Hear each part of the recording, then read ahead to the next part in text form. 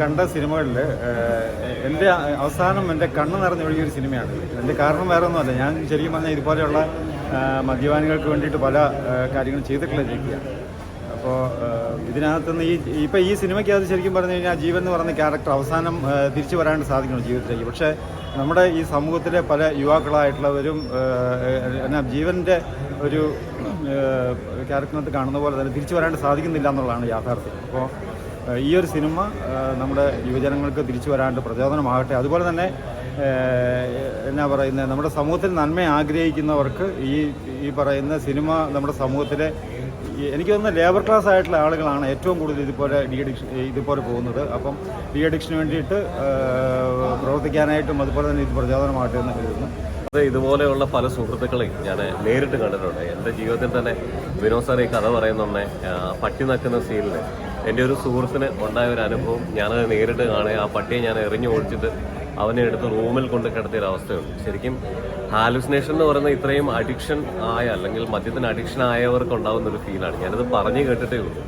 പക്ഷേ ഇപ്പോൾ സിനിമ കണ്ടപ്പോൾ ഹാലുസിനേഷൻ്റെ ഭാഗമോ അല്ലെങ്കിൽ മദ്യത്തിൻ്റെ ഇത്രയും വലിയൊരു എഫക്റ്റ് ഭയങ്കരമാണെന്നുള്ളതിനെക്കുറിച്ച് മനസ്സിലാക്കാൻ കഴിഞ്ഞു. ശരിക്കും പറഞ്ഞു കഴിഞ്ഞാൽ വിനോദ് സാറിൻ്റെ റിയൽ ലൈഫാണ്.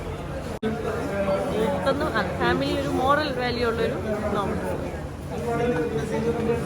അതെ അതെ അതെ പ്രത്യേകിച്ചും വെള്ളമടിച്ചൊക്കെ നശിച്ചു പോകുന്നവർക്ക് കണ്ടാൽ കുറച്ചൊരു ശരിക്കും റിയൽ സ്റ്റോറി, ട്രൂ സ്റ്റോറിയാണ്. ഡയറക്ടറിൻ്റെ ലൈഫ് തന്നെ സ്റ്റോറി ആക്കിയേക്കുന്നതാണ്. അപ്പം അതിൻ്റെ കുറച്ച് നന്മകളൊക്കെ ഉണ്ടാവും. ഒരു വ്യത്യസ്തമായ ക്യാരക്ടർ ചിലപ്പോൾ എല്ലാവർക്കും മനസ്സിലാവണമെന്നില്ല. ഡയറക്ടർ തന്നെ എന്നോട് പറഞ്ഞത് 2 തലത്തിലാണ്. ഒരു വെയിൽ ചിന്തിച്ചാൽ ഒരു കിളി, പുറത്തുനിന്ന് കാണുന്നവർക്ക് ഒരു കിളി പോയ ക്യാരക്ടർ ഒന്ന് ഫീൽ ചെയ്യാം. പിന്നെ ഒരു നെക്സ്റ്റ് വേറൊരു ലെവലിൽ ചിന്തിക്കുന്ന ഒരു ബുദ്ധിസം റിലേറ്റഡ് ഒക്കെ അങ്ങനത്തെ ഒരു ഫീൽ ചെയ്യുന്ന ഒരു ക്യാരക്ടർ കൂടിയാണ്. പിന്നെ ഇതിനകത്ത് ഹൈലൈറ്റ് എന്ന് പറഞ്ഞാൽ ശരിക്കും നമ്മുടെ ഹീറോ സിനു സിദ്ധാർത്ഥ് മരിച്ച് അഭിനയിച്ചേക്കുകയാണ്. അപ്പോൾ ഇതിനകത്ത് പല ഷോട്ടും കണ്ടിട്ട് ഞങ്ങൾക്കറിയാം അത് റിയലായിട്ട് ഷൂട്ട് ചെയ്തതാണെന്ന്. മറ്റേ ട്രെയിനിൻ്റെ ഫ്രണ്ടിൽ നിന്ന് പാസ് ചെയ്യുന്നതൊക്കെ കണ്ടാൽ എൻ്റെ അടുത്തിരുന്ന ഒരു VFX അല്ലേ എന്ന് ചോദിച്ചു. പക്ഷേ അല്ല, ശരിക്കും ആളത് അങ്ങനെ ചെയ്തതാണ്. പിന്നെ ഓരോന്നും റിയലായിട്ട് ചെയ്യുന്നതാണ്. അതിൻ്റെ ആ ഒരു റോ ഫീൽ മൊത്തത്തിൽ മൂവിക്കുണ്ട്. സബ്ജക്റ്റാണ്, ഒരു കള്ളുകുടിയായിട്ടുള്ള ബേസ് ചെയ്തിട്ടുള്ള സബ്ജക്റ്റാണ്. കാരണം ഇതിൽ നമുക്ക് സീനു എന്ന് പറഞ്ഞ ആക്ടർ ഫ്രണ്ടാണ്. അപ്പോൾ നമുക്ക് ഇന്നാളെ വെള്ളം എന്ന് പറഞ്ഞ സിനിമ ഞാൻ ഫുൾ കണ്ടില്ല, പക്ഷേ ട്രെയിലർ മാത്രമേ കണ്ടുള്ളൂ. പക്ഷേ അത് കണ്ടുള്ള ഒരു അഭിപ്രായം പറഞ്ഞു കഴിഞ്ഞാൽ വെള്ളത്തിലെ ഒരു മറ്റേ നമ്മുടെ ജയസൂര്യനൊക്കെ ആരും കടത്തിവിട്ടി തന്നെ പറയാം. കാരണം ആരെയും കുറച്ച് പറയുന്നതല്ല.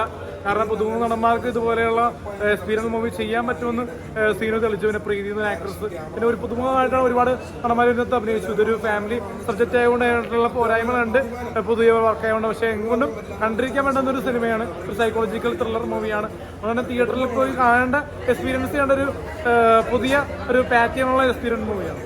ആക്ച്വലി ഇപ്പം ശരിക്കും പറഞ്ഞാൽ കുറേ പേര് ഈ ഡ്രിങ്ക്സിനൊക്കെ അഡിക്റ്റ് ആണല്ലോ. അപ്പോൾ അവരുടെ ലൈഫ് എങ്ങനെ അത് ഡൗൺ ആയി പോകണം, അല്ലെങ്കിൽ ആ ലൈഫ് അവർക്ക് നഷ്ടപ്പെട്ടു, നല്ല ലൈഫ് അവർക്ക് നഷ്ടപ്പെട്ടു പോകണം. അത് മനസ്സിലാക്കാനുള്ള നല്ലൊരു മെസ്സേജാണ് ഇതിൽ കൊടുക്കുന്നത്.